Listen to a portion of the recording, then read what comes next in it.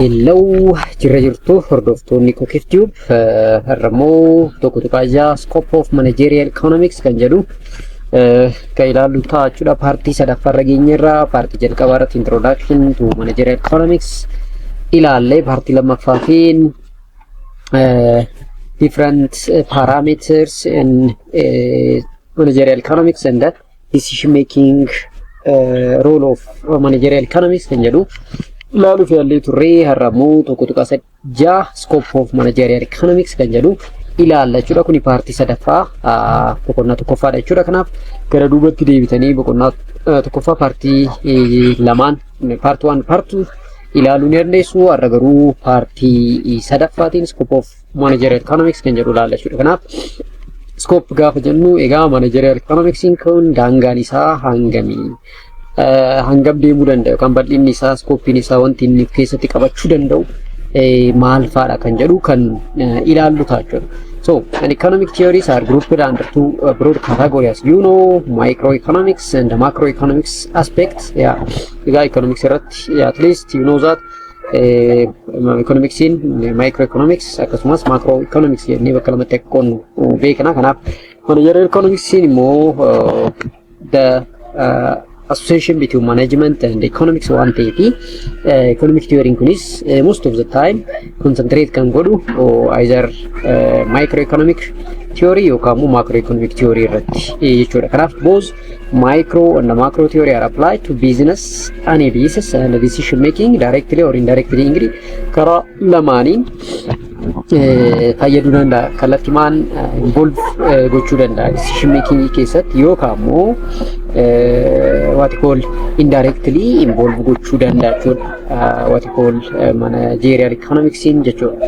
Kanaaf managerial economics comprise therefore both micro and macro economic theory jechuudha. Micro gaafa jennu as individual level, macro gaafa jennu as large level jechuudha. So what the part of micro and the macro economic are covered in managerial economics varies depend on the purpose of analysis. Most of the time either micro or macro kan fayyadamnu based fedhii yookaan analysis keenya irratti wanti nuti analyze gochuu barbaanne maayinni as individual level yoo ta'e micro fayyadamna, as a group or as a country level yoo ta'e immoo as a national level yoo ta'e immoo macro economics theory fayyadamna jechuudha for decision making.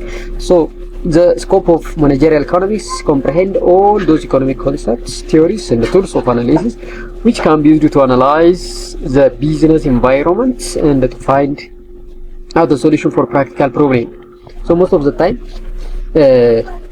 managerial economics kana daangaan isaa decision making kamo dhumarratti decide gochuu kan murtoo tokko irra ga'uudha waa'ee business tokko, waa'ee business environment tokko, waa'ee business problem tokko dhumarratti practical solution fiduudha. So in other words, managerial economics is economics applied to the analysis of business problem and the decision making. Broadly speaking, it is applied in economics. So generally, managerial economics is the application of economic theory for decision making jennee waan ta'eef isaan sanniin kan keessatti hammatudha jechuudha. So the area of business issue to which an economic theory can be directly applied may be broadly divided into operational or an internal issue and environmental or external issue jennee bakka lamatti ilaaluu dandeenya. So in any business wantoonni lama hubannoo keessa galchuu qabnu yookaan immoo gosoota analysis keessatti wantoota hammatamuu qaban jechuudha. Karaa biraatiin operational or internal issue warroon jedhaman issue that arise within the organization kan jennuun keessa organization keessatti issueleen garaagaraa yookaan immoo operational issue yookaan managerial issue ta'uu danda'a. That is an internal issue jennaani. Inni lammaffaa immoo external yookaan immoo environmental issue kan jennuun kanneen akka politics ta'uu danda'a, governmental regulation ta'uu danda'a. Isaan suni hamma tokko murtoo keenya yookaan biizinasii keenya irratti yeroo dhiibbaa uumuu danda'anidha jechuudha. So in any business area isaan lamaan kanneen hubannoo keessa galchuun baay'ee barbaachisaadha jechuudha. So tokko tokko isaanii ilaaluudhaaf operational issue and microeconomics so the operational problem are basically internal in nature and they include all those problems which arise within the business organization that fall within the preview and the control of the management. So most of the time operational problem kan jennuun kunniin internal issue the which mean that the issues that associated with within the organization. But sana keessatti issuelee karaa adda addaa immaanii ta'uu danda'a, karaa managementiin ta'uu danda'a, karaa hojjettootatiin ta'uu danda'a. Isaan sanniin we say that internal issue or operational issue jechuu ni dandeenya. So some of the basic internal issue kan jennu fakkeenyaaf the choice of commodity meeshaalee akkamii dhiyeessuu qabna kan jedhu products ta'uu danda'a, service keenya ta'uu danda'a. Isaan sunniin what are our product kan jedhu beekuu qabna. Akkasumas choice of the firmiin keenya industry nuti participate goonu bal'inni isaa hammam, how to produce and what to produce kan jedhu kan of keessatti hammatudha. Inni biraa choice of technology kan jechuun factor of combination kan jennu. So you know there is a technology which can be updated daily. Yeroodhaan technology update ta'an ta'eeti. Technological choice qo'annaa keessa galchuun murteessaadha jechuudha. Inni biraa choice of price. So how to price the commodity. So commodity tokko gatiin isaanii, pricing strategy isaanii maal fakkaata? Inni biraa promotion isaa immoo maal fakkaata kan jedhu how to promote product keenya erga oomishni booda promotion isaa akkamitti akka hojjechuu qabnu beekuu qabna. How to face a price competition and how to expand the investment and how to manage a profit in the capital. Yes, dhaabbanni tokko wanni business yoo ta'e yeroo hundaa profit maximization inni irraa kaayyoon keenya. Kanaaf profit sana maximize gochuudhaaf immoo capitaliin keenya maal fakkaata, capital expansion keenya, investment keenya maal fakkaata kan jedhu beekuu qabna. How to manage and invest inventory, stock of goods finished and raw material inventory kan jedhu sana overstocking and understocking akka hin jirre qo'annaa seeraan adeemsuu qabna. This problem may also be figured in forward planning, and all this question and the alike confronted by the manager of the business enterprise are related to various economic theory. Most of these issues amma ilaalaa jirru baay'een isaanii more of internal yookaan operational issue kanneen jennuunidha jechuudha. Inni lammaffaa business environment or macroeconomics kan jennuunidha. So the environmental issue pertain to the general business environment in which a business operates. They are related to the overall economic, social and the political atmosphere of the country. Inni kun immoo most of the time externally political aspect ta'uu danda'a, governmental regulation ta'uu danda'a, akkasumas maybe different political scenario, legal, cultural aspect ta'uu danda'a. Isaan kunniin business environment yookaan macro environment kan jennuun jechuudha. So the factor which constitute economic environment may be mentioned as the type of economic system of the country. Economic system isaa maal fakkaata? Is it free market or command economic system or mixed economic system kan jedhu adda baasnee beekuu qabna. And the general trend in production, employment, income, price, saving and investment kunis beekamuu qaba. Akkasumas structure and the trend in working of financial institution like bank, financial corporation, insurance company. Isaan kunniin sirnaan beekamuu qabu jechuudha. Inni biraa magnitude kan jennudha. Magnitude the trend in foreign trades, foreign marketing keessatti participate goona waan ta'eef sirnaan magnitude fi trend isaa beekuun barbaachisaadha. Inni biraa trend in labor and capital market, akkasumas government economic policy like industry policy, monetary policy, fiscal policy, price policy. Isaan kun hundi isaaniitu under macroeconomics jalatti warra hammatamanidha. Inni biraa social factors like the value of the system of society, property right, customs and the habits.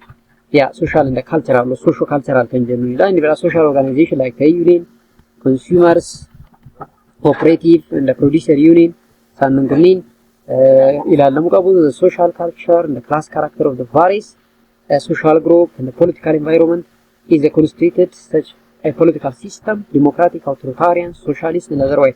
So political type in the system of the government by itself is one factor of managerial economics, which can be classified under a business environment or macro economics kan jennu jechuudha. Kanaaf isaan kunniin dursinee adda baasuun baay'ee barbaachisaadha. So the state of attitude toward private business size, working of the public sector, political stability, it is far beyond the power of the single business firm. Kanaaf kuni as a large jechuudha. Macro economics gaafa jennu as individual level osoo hin taane as a large or as a country level ilaalamuu danda'u qabaadha. For a business community in general, however, economic, social and political factor can be treated as a business parameter jedha.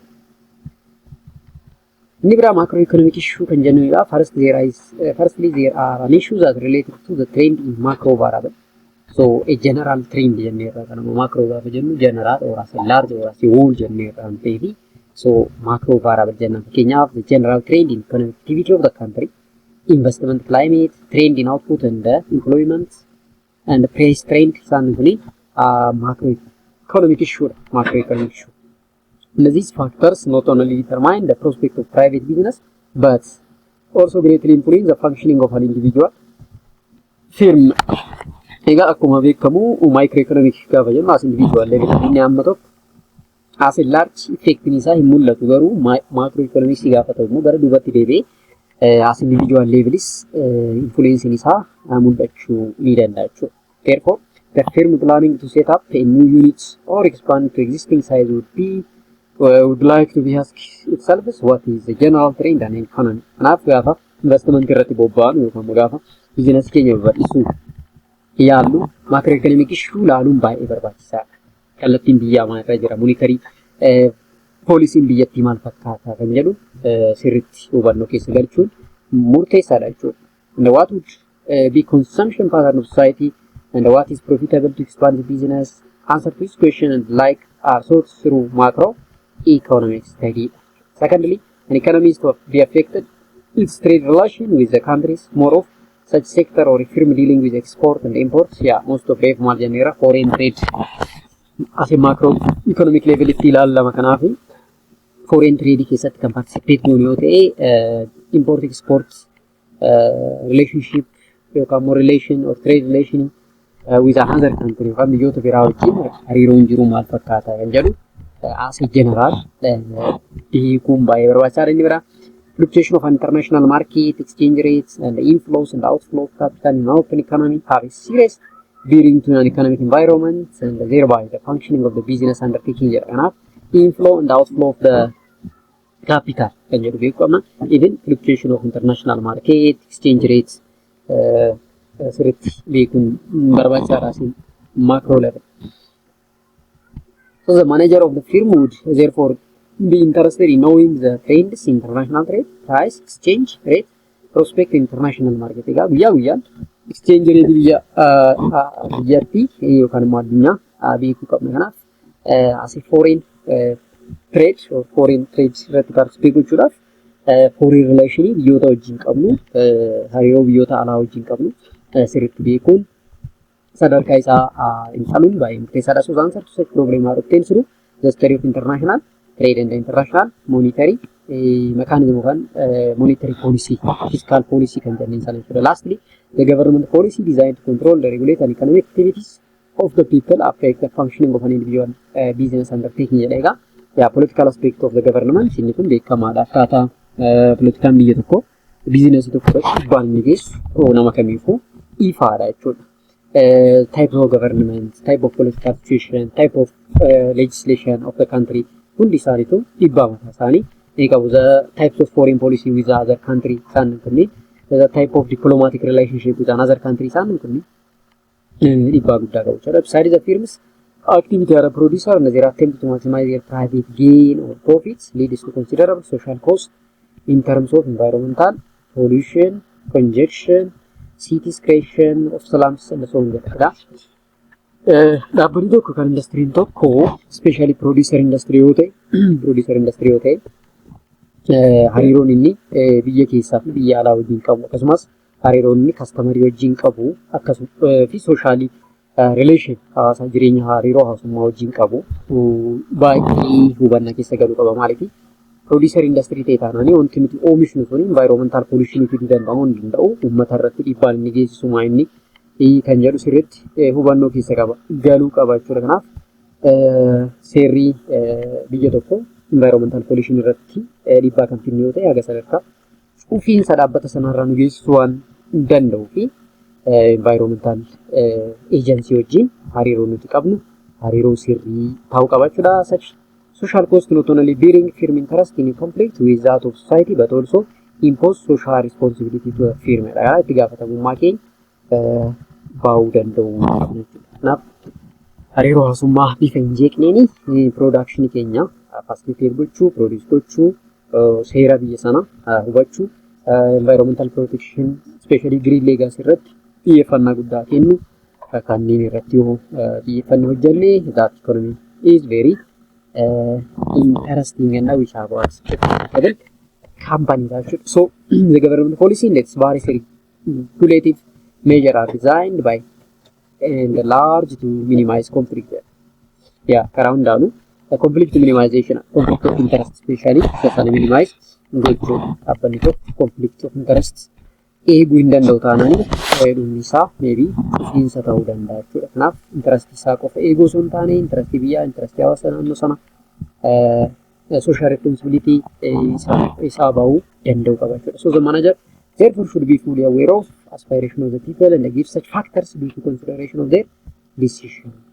So the economic concept and the tools of analysis help in determining such cost and benefit analysis. Kanaaf cost benefit analysis hojjechuu danda'u jechuudha. Economic aspects. So these all are the scenario behind macroeconomics element managerial economics.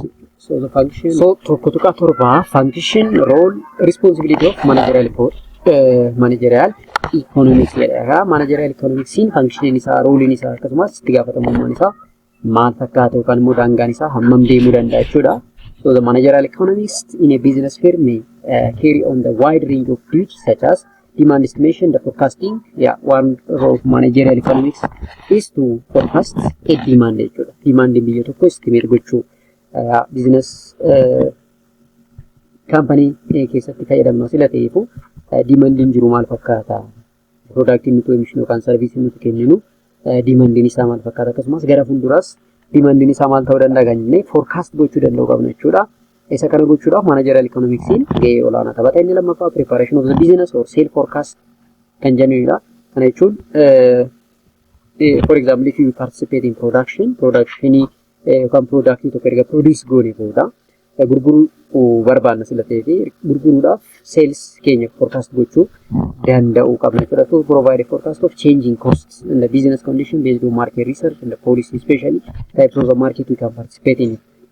Akaakuu markeetii nuti keessatti participate goonurraa kaanee sales forecast hojjechuu ni dandeenya jechuudha. Kanaaf is it profitable or not kan jedhu achumatti beekuu dandeenya karaa managerial economics kana fayyadamnee jechuudha. Inni bira analysis of the market survey to determine the nature and extent of completion. Kana jechuun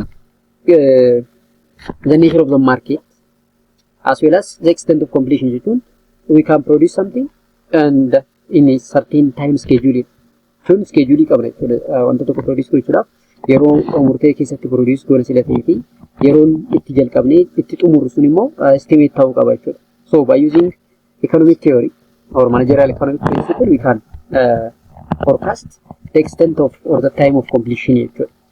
Inni biraa immoo analyzing issue and the problem of concerned industry. Industry tokko keessa issue jiru, problem jiru maal kan jedhu analyze gochuuf research and development hojjechuudhaaf managerial economics kun nu fayyada jechuudha. Maaliif problemii tokko erga identify goonee booda problemii sana solve gochuun business sila ta'eef jechuudha. Inni biraa assisting the business planning process for the firm dha.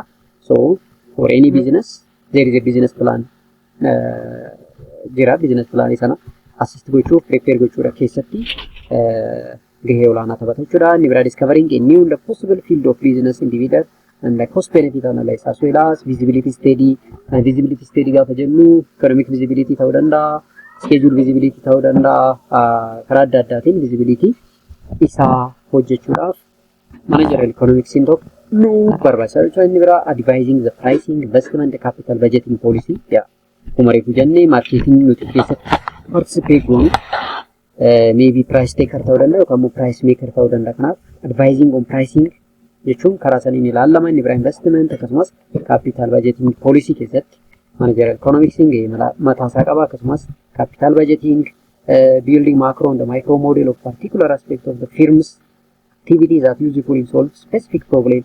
Most model may be predicted oriented or prediction oriented. So micro or macroeconomic model fayyadamne featurity isaa, specificity isaa maal gochuu dandeenya, forecast gochuu ni dandeenya by using the model. Inni biraa verifying the management on the current domestic and the global economic shock. So even what you call management planning keessatti gahee olaanaa taphata. Maybe kan biyya keessas ta'uu danda'a. That's domestic level yookaan immoo aga biyya alaa yookaan immoo global level kan jennu kan issuulee karaa adda addaatiin marjitan keessatti managementiin tokko yookaan especially managerri tokko decision make gochuu keessatti managerial economics kana fayyadamachuudha. Inni biraa interpretation, analysis and reporting of current economic matter, upcoming development in business, government, foreign or global sector. So isaanan kanneen keessatti report qopheessuudhaaf, analysis hojjechuudhaaf, interpretation dhiyeessuudhaaf managerial economics kuni gahee olaanaa taphata jechuudha. Kanaaf managerial economics kun gaheen isaa gurguddoon demand forecast gochuu akkasumas sales forecast gochuu ta'uu danda'a. Even analysis of market survey hojjechuu keessatti gahee olaanaa taphata. Even problem of an industry analyze or identify gochuu keessatti gahee olaanaa taphata. Akkasumas business plan development keessatti gahee mataa isaa qaba. Even discovering new a possible field of business individual or business opportunity jechuudha. Karaa biraatiin isa kana beekuudhaaf SWOT analysis or cost benefit analysis hojjechuudhaaf nu fayyada. Especially visibility study, economic visibility, marketing visibility, schedule visibility kan jennu sanniin check gochuudhaaf nu fayyada. Pricing, investment and capital budgeting keessattis gahee mataasaa ni taphata. Akkasumas managerial decision making keessattis gahee isaa ni taphata jechuudha. Kanaaf managerial economics kun karaa adda addaatiin management keessatti gahee olaanaa akka taphatu nutti hima jechuudha. Inni itti aanu it is an economic concept and the principle in managerial decision analysis. So economic concept and the principle. So isaanan lamaan kunniin managerial decision making or decision analysis keessatti gaheen isaan taphata maal fakkaata kan jedhudha jechuudha. So economic theory, concept and analytical tool are the great help on the businessman in arriving at a better decision in actual business life, on a real life, on a practical aspect. Interest it is not theoretical concept rather than this practical aspect. Kanaf business life or actual business life keessatti economic theory kun conceptiin akkasumas analytical tooling kun gahee olaanaa taphatu jechuudha businessman yookaan business sectorii keessatti jechuudha. So the following economic concepts are fundamental to business analysis and decision making. Kanaf konseptiileen economicsii kanneen decision making keessatti nu fayyadan eenyu faadha? Inni jalqaba opportunity cost kan jennuuni. Yes, opportunity cost is one matter that's used for what? Decision making. So the opportunity cost of a decision is the sacrifice of the next best alternative course of action available jechuudha. Kanaaf biizinasii tokko keessa gaafa seennu there is different alternative jenneerra. Different alternative sana keessa as a best alternative select gochuudhaaf an optimal solution kan jennu sana argachuudhaaf we can use an opportunity cost.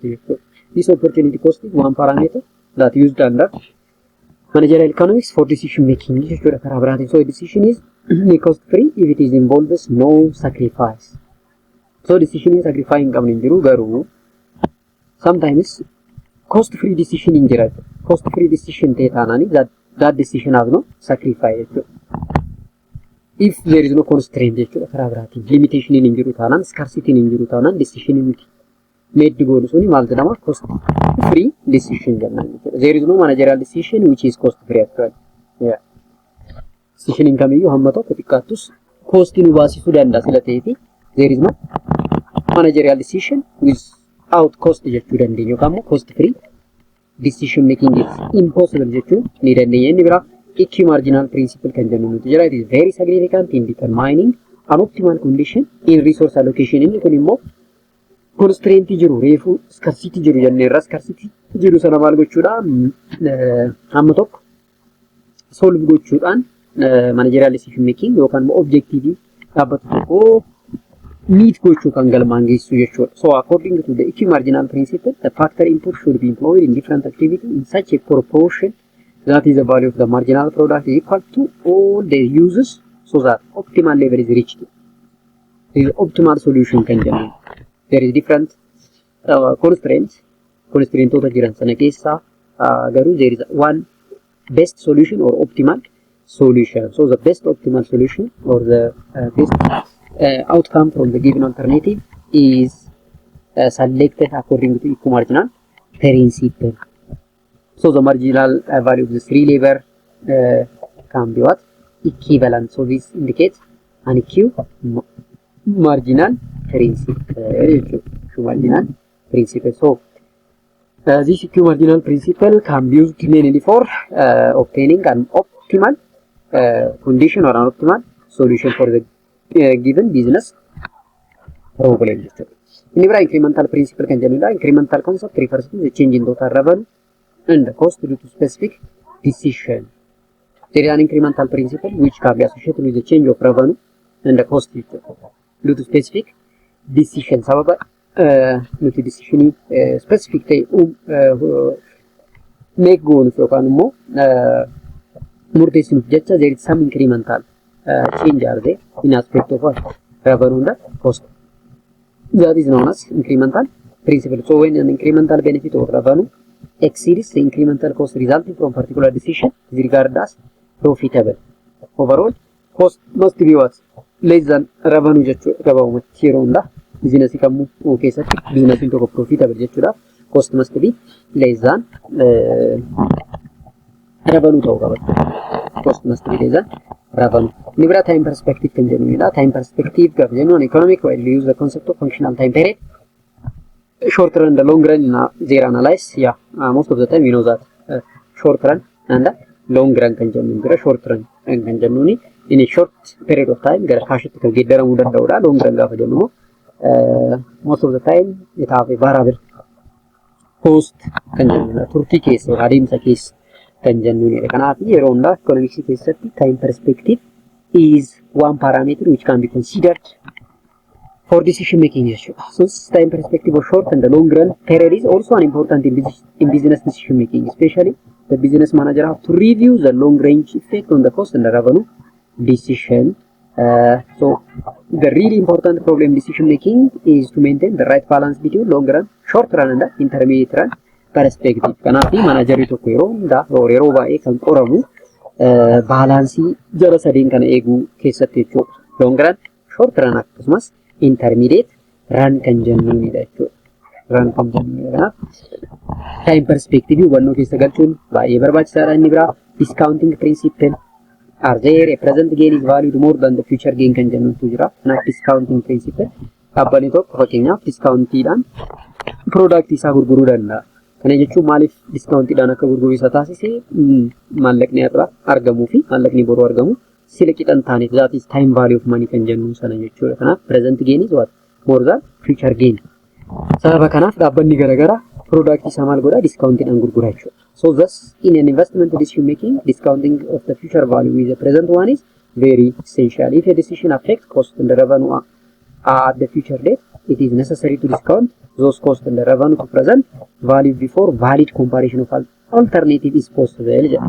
Now wanti nuti qabnu tokko waan product nuti qabnu tokko gara fuulduraa depreciate ta'aa deema jennee kan yaadnu yoo ta'e yookaan immoo value isaa gadi bu'aa deema jennee kan yaadnu yoo ta'e dirqama maal gochuu qabna discountiidhaan product sana yeroo murtaa'e keessatti baasuu danda'u qabna jechuudha.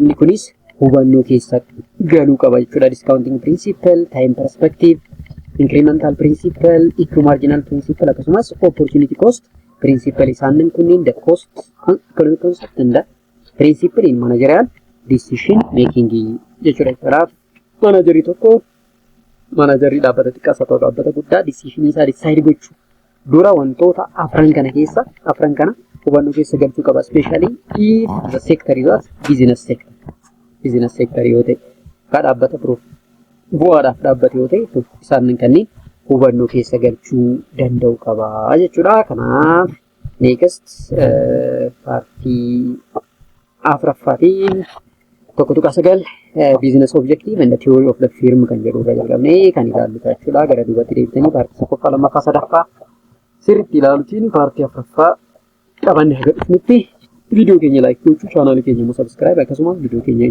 ijoollee biraatiif share gochuudhaan chaanaalii kana akka guddiftan kabajaadhaan isin affeerra jechuudha. Kanaaf viidiyoo paartii afuraffaatiin immoo arginutti